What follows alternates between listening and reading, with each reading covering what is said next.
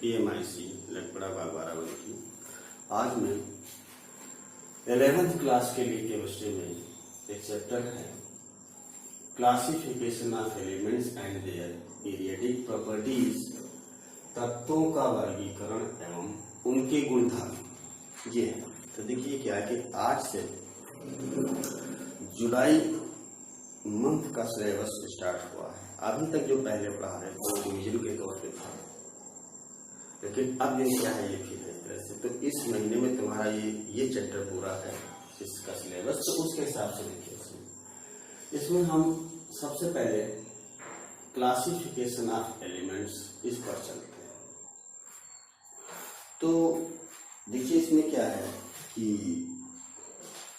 जैसा कि जानते हो कि आज 118 एलिमेंट्स नोन है, 180, in which 92 elements are naturally occurring, existing, and rest of the elements are artificial, that is man-made। यानी 118 में से केवल जो 92 हैं हमारे पास, वो जो है क्या है, प्राकृतिक रूप से पाए जाने वाले हैं, और शेष जो भी हैं तो वो क्या है, कृत्रिम विधि द्वारा मनुष्यों ने बनाया है। इस तरह करके तो इतने सारे एलिमेंट्स और उनके डिफरेंट कॉम्बिनेशन से जो कंपाउंड्स बनेंगे तो वो भी तो जो है बहुत ज्यादा संख्या में होंगे, यानी कि enormous number of compounds and elements in the earth are existed. और फिर इतना ज्यादा होने वाली उनकी प्रॉपर्टीज का अलग अलग स्टडी करना, और वो भी वेल ऑर्डर में, तो कितना कठिन है। तो इन सभी कारणों को लेकर के एलिमेंट्स को क्लासिफाई यानी वर्गीकृत करने की आवश्यकता हुई इस तरह। तो इस संदर्भ में सबसे पहले जो है क्या है कि बर्जीलियस ने एक अपनी हाइपोथेसिस दी। तो पहले क्या है, जो फर्स्ट जो है क्या है, जिसने सोचा कि एलिमेंट्स को कैसे जो है क्या है क्लासिफाई किया जाए, यानी वर्गीकरण किया जाए, जिससे उनका स्टडी इजी हो जाए, आसान हो जाए। तो सबसे पहले थे बर्जीलियस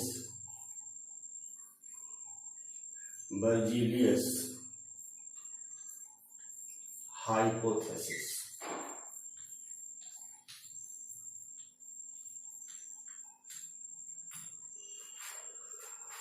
तो बर्जीलियस की परिकल्पना ये भी कह सकते हैं।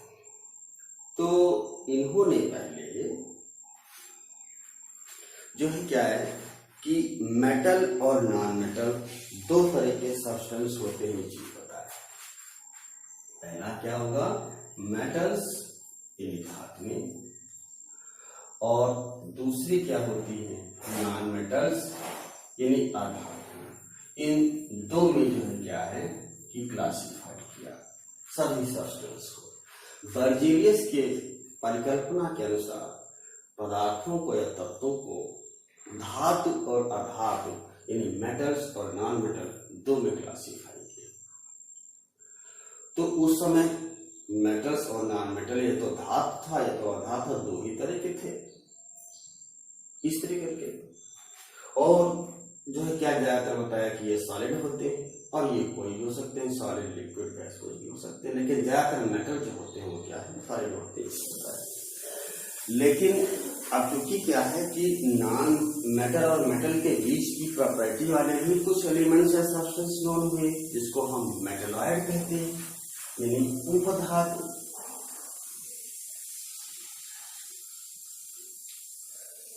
यानी उपधातु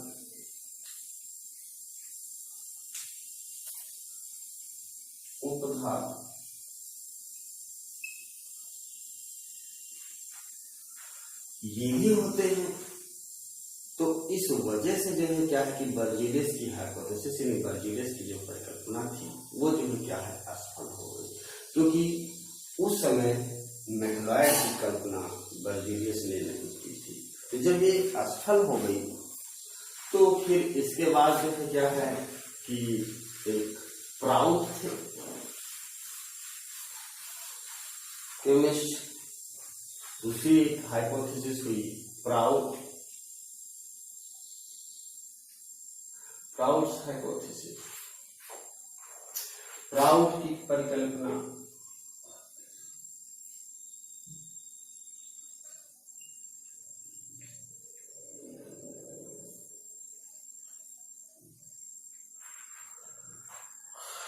देखिए, इन्होंने क्या किया, इन्होंने कहा कि जो तत्व होते हैं, एलिमेंट्स होते हैं, वो जो है क्या है कि वो छोटी छोटी यूनिट से या इकाई से मिलकर के बने होते हैं। और वो छोटी से छोटी इकाई जो है क्या है कि हाइड्रोजन मान सकते हैं। हाइड्रोजन की जो क्या होती है, एटॉमिक मास होता है, क्या होता है, 1 होता है। ये इस तरह से ये मान सकते हैं। तो इसको एक यूनिट मान लिया और फिर इस तरह से उन्होंने बताया कि जो है कि ये हाइड्रोजन किसी और एलिमेंट में एक बार, 2 बार, कई बार सम्मिलित होता है, यानी बार बार रिपीट होता है। तो एक ज्यादा एटॉमिक मास वाले एलिमेंट्स का जो है क्या है कि ये कंस्ट्रक्ट कर सकते हैं, संरचना कर सकते हैं, यानी हाइड्रोजन को यूनिट मान लिया। तो चूंकि इसको जो है क्या है कि एक एटॉमिक मास में यूनिट ही माना गया है, तो इसका मतलब है ये तो तभी हो सकता है जब सारे एलिमेंट्स के जो एटॉमिक मास है, एटॉमिक वेट है, वो जो है क्या है इंटीजर में हो, होल नंबर में। लेकिन कुछ एलिमेंट्स हैं जैसे क्लोरीन है, जिसका जो है एटॉमिक मास क्या होता है 35.5 यानी 35 मास होता है। कुछ भी इसी तरह से और है जिसका जो है क्या है फ्रैक्शन होता है। तो फ्रैक्शन में होता है, इसका मतलब हाइड्रोजन क्या पार्टली तो कंट्रीब्यूट करेगा नहीं किसी भी एलिमेंट्स में, तो वो तो जो है क्या है कि पूरा होल नंबर एक ही में। तो इसका मतलब है कि ये हाइपोथेसिस तभी हो सकती है जब एलिमेंट्स के जो एटॉमिक मास है वो होल नंबर में हो, एक इंटीजर में हो, फ्रैक्शन में ना हो, तभी ये जो है हाइपोथेसिस हो सकती है। इसका मतलब है कि ये भी हाइपोथेसिस प्राउड की भी जो है क्या है कि ये असफल। तो जब ये असफल हो गई तो फिर जो है इसके बाद एक और परिकल्पना जो है दी गई एक केमिस्ट के द्वारा, जिसको हम न्यूलैंड आर्टेन कहते हैं। या इससे पहले एक और हाइपोथेसिस कर लें, डोवेलाइनर।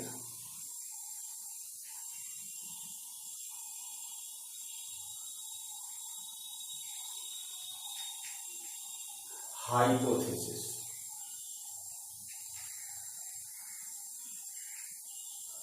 यानी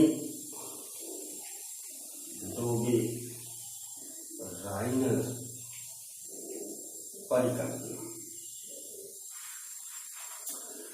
देखिए, इन्होंने क्या सोचा, कुछ एलिमेंट्स अगर वो एटॉमिक मास के यानी परमाणु द्रव्यमान के बढ़ते ही क्रम में व्यवस्थित किया जाए तो 3 एलिमेंट्स का सेट करे, तो इसमें बढ़ते ही क्रम में 3 एलिमेंट्स ले, तो जो बीच वाले एलिमेंट का जो एटॉमिक मास होता है पहले और तीसरे एटॉमिक मास के एवरेज होता है, यानी उसका जो है क्या है कि औसत होता है, ये है। तो ये जो परिकल्पना है कुछ ही एलिमेंट्स के लिए लागू होगा और सभी के लिए नहीं लागू होगा। इसको हम जो है क्या है डोवेलाइनर कह सकते हैं, ट्रायड हाइपोथेसिस भी कह सकते हैं, डोवेलाइनर ट्रायड हाइपोथेसिस, ये चीज मतलब डोवेलाइनर का त्रिक परिकल्पना, त्रिक परिकल्पना कहने का मतलब है 3 त्रिक। जैसे अगर हम बात करें सोडियम, लिथियम, इसे पहला लिथियम, सोडियम, पोटेशियम, ये एक ट्रायड है कुछ एलिमेंट्स का। इसका एटॉमिक मास 7, इसका एटॉमिक मास 23 और इसका एटॉमिक मास 39 होता है। अब इनकी हाइपोथेसिस इस पे देखिए, तो जो इसका जो सोडियम का एटॉमिक मास होगा वो लिथियम के एटॉमिक मास और पोटेशियम के एटॉमिक मास का जो क्या होगा, एवरेज होगा। दो चीजें हैं, इनको जोड़िए तो 2 से डिवाइड करेंगे। 9 7 16 एक, ये 46 हो गया, 2 से करेंगे तो ये 23 हो। देख रहे हैं, इस हिसाब से ये है। अब एक चीज से और लेते हैं, जैसे ये है क्लोरीन, ब्रोमीन, आयोडीन, इसका एटॉमिक मास 33.5, इसका एटॉमिक मास अप्रॉक्सीमेटली 80 और इसका एटॉमिक 127। तो अगर हम इन्हीं की डोबेरेनस ट्रायड हाइपोथेसिस की बात करें तो जो ब्रोमीन का देखिए जो एटॉमिक मास है वो 80 के आसपास निकलना चाहिए। कैसे? क्लोरीन का एटॉमिक मास 35.5 प्लस इसका 127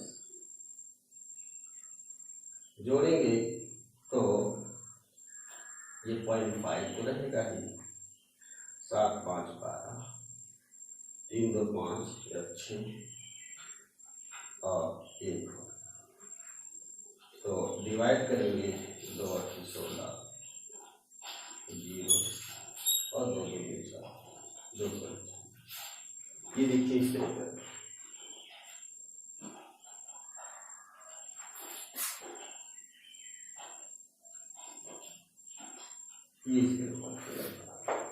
तो 80 पॉइंट समथिंग आता है, तो ये इसके बराबर लगभग है। तो इस हिसाब से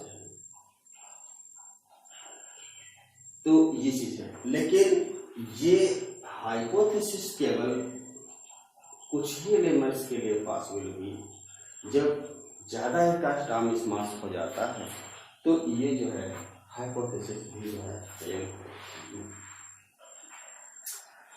तो फिर एक और केमिस्ट थे, उन्होंने जो है क्या है कि अपने एलिमेंट के क्लासिफिकेशन यानी टेबुलेशन से रिलेटेड एक हाइपोथेसिस रिप्रेजेंट की, यानी एलिमेंट्स को क्लासिफाई करने की एक परिकल्पना बताई, यानी एक उसको टेबल फॉर्म में लाने के लिए, यानी टेबुलेटेड करने के लिए, वर्गीकृत करने के लिए हाइपोथेसिस दी। और चौथे हैं क्या है कि न्यूलैंड्स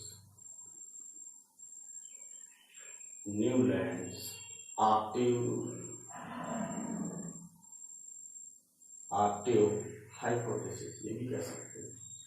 न्यूलैंड का अष्टक परिकल्पना, न्यूलैंड की अष्टक परिकल्पना।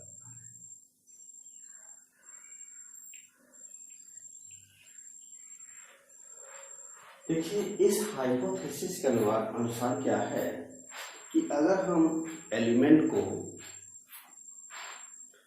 एटॉमिक मास के इंक्रीजिंग ऑर्डर में अरेंज करें तो देखते हैं कि एक निश्चित अंतराल के बाद सेम प्रॉपर्टीज वाले एलिमेंट्स का रिपीटेशन होता है, पुनरावृत्ति होती है। ठीक उस प्रकार से जैसे संगीत के स्वर होते हैं 7, और 7वें स्वर के बाद जो 8वां स्वर आता है फिर वो पहला स्वर आ जाता है, और जिसकी फ्रीक्वेंसी जानते हो कि पर्टिकुलर होती है, डिफरेंट होती है, यानी और यही रूल एलिमेंट्स में भी लिया गया है कि एलिमेंट्स जब हम इधर से इधर की तरफ इंक्रीजिंग ऑर्डर में चलते हैं एटॉमिक मास के, तो प्रॉपर्टीज का जो है क्या है वेरिएशन होगा। जैसे उसमें क्या है फ्रीक्वेंसीज का वेरिएशन होता है नोट्स में, उसी तरह से इसमें जो है क्या होता है प्रॉपर्टीज का वेरिएशन होगा, और इधर से इधर जाएंगे प्रॉपर्टीज रेगुलरली जो है क्या है चेंज होगी, और निश्चित अंतराल के बाद जब जो क्या है कि सेम प्रॉपर्टीज का यानी गुणों का पुनरावृत्ति होगी है जो है क्या रिपीटेशन होगा। तो ये बिल्कुल स्वर के है ना, स्वरों के संगीत के सुरों की तरह से है। जैसे इसमें क्या है कि अगर हम स्वर की बात करें, सा, रे, गा, म, पा, धा, नी और ये फिर सा। 1 2 3 4 5 6 7 8 आठवां सुर 8 नहीं होते, फिर वही रिपीट। ठीक इसी तरह से अगर हम लिथियम से शुरू करें, lithium, beryllium, boron, carbon, nitrogen, oxygen, fluorine और ये जो आएगा वो सोडियम। अगर हम एटॉमिक मास देखेंगे तो ये सब बढ़ते हैं। तो इसका मतलब है कि अगर हम इसमें से हम कहीं पर भी चले, जैसे पहला ये देखिए, तो जो आठवां होगा उसकी प्रॉपर्टी वही मिलनी चाहिए। जिस तरह से आठवां स्वर साथ ही रह जाता है, तो उसी तरह से कहीं से भी हम शुरू करें, जैसे यहाँ से है 1 2 3 4 5 6 7 8 इस तरह। तो आठवां फिर जहां शुरू करेंगे वही स्वर आ जाता है। इसको अगर हम ना कंसीडर करें, ध्यान रखिएगा, यहाँ शुरू करते हैं मान लीजिए, तो 1 2 3 4 5 6 7 आठवां जो स्वर होता है यानी नोट्स होगा वो जो है क्या है वही रिपीट होता है। उसी तरह से यहाँ से करते, तो ये इस तरह करते हैं। यहाँ जैसे सोडियम है, पोटेशियम है, सोडियम है, मैग्नीशियम है, एल्युमिनियम है, सिलिकॉन, फास्फोरस, सल्फर, क्लोरीन, इस तरह। इसका मतलब अगर हम देखें तो अगर लिथियम से लेकर के अगर 7वां चले तो क्या होगा, फ्लोरीन होगा। 1 2 3 4 5 6 7। जो 8वां होगा वो क्या है, सोडियम। उधर भी लिखा यहाँ पे आप सोडियम हुआ। इसका मतलब है कि जो सोडियम की जो प्रॉपर्टी है, गुणधर्म है, वो लिथियम की गुणधर्म से समान होगी। इस तरह करके करने होगा। तो अब जैसे मान लीजिए क्या है कि हम यहाँ से चलते हैं, जहाँ शुरू करो तो 1 2 3 4 5 6 7 8 यानी मैग्नीशियम। तो देखिए मैग्नीशियम जस्ट जो है क्या है, बेरिलियम के नीचे लाई करता है। जो इसकी प्रॉपर्टी होगी वही बेरिलियम की, यानी कि निश्चित अंतराल के बाद उन्हीं प्रॉपर्टीज का रिपीटिशन होता है। ये न्यूलैंड के अष्टक में चीज। तो इस तरह से करके होता है। तो अगर हम एटॉमिक मास के बढ़ते इंक्रीजिंग ऑर्डर में बढ़ते हैं, क्रम में एलिमेंट्स को अरेंज करें तो जो क्या है कि एलिमेंट्स में एक निश्चित गैप के बाद, अंतराल के बाद सेम प्रॉपर्टीज का रिपीटिशन होता है, यानी पुनरावृत्ति होती है। ये इस तरह करके। लेकिन अब दिक्कत इसमें फिर क्या हो गई कि ये केवल जो तुम्हारे नॉर्मल एलिमेंट्स हैं, कम एटॉमिक मास वाले हैं, उन्हीं के लिए ये पॉसिबल है। सभी के लिए ऐसा नहीं हो सकता। इसलिए ये भी जो है क्या है, हाइपोथेसिस क्लासिफिकेशन की फेल हो गई, असफल हो गई। तो फिर इसके बाद जो है क्या है, मेंडलीफ या मेंडलीव, इन्होंने जो है क्या है कि अपना प्रयास किया और एक लॉ बनाया जिसको मेंडलीफ पीरियडिक लॉ कहते हैं। तो ये है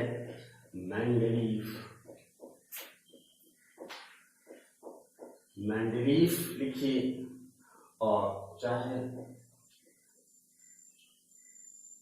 मेंडलीव्स लिखिए, देखिए इस तरह से लिखा जा सकता है, पीरियडिक लॉ।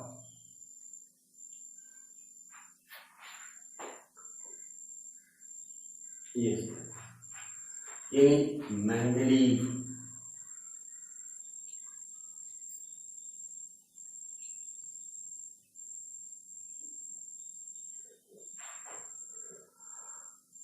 का आवर्त नियम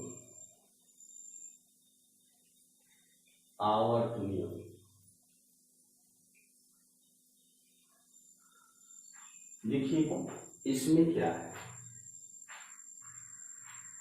जब सारे हाइपोथेसिस तो मेंडलीफ ने इन्होंने भी अटेम्प्ट किया, प्रयास किया और कहा कि एलिमेंट्स को जो है क्या है कि उनके एटॉमिक मास के इंक्रीजिंग ऑर्डर में अरेंज किया जाए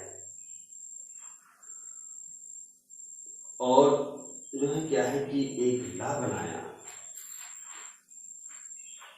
कि भाई फिजिकल और केमिकल प्रॉपर्टीज जो होती हैं एलिमेंट्स की, वो जो है क्या है एटॉमिक मास के जो है क्या है कि आवर्ती फलन होते हैं।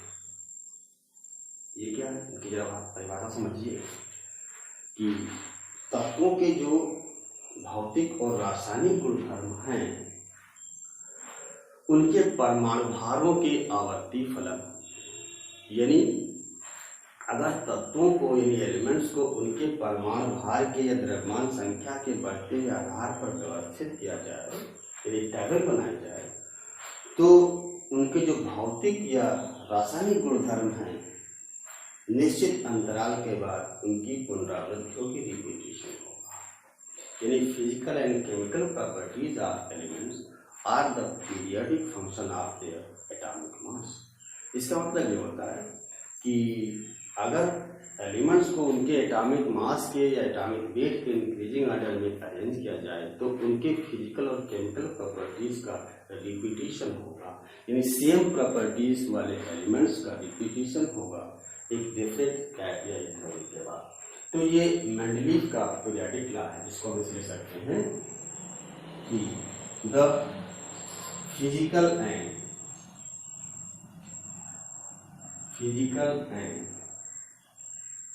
chemical properties of elements are the periodic function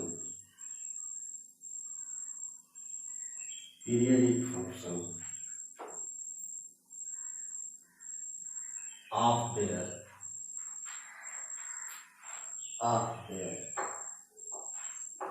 atomic mass।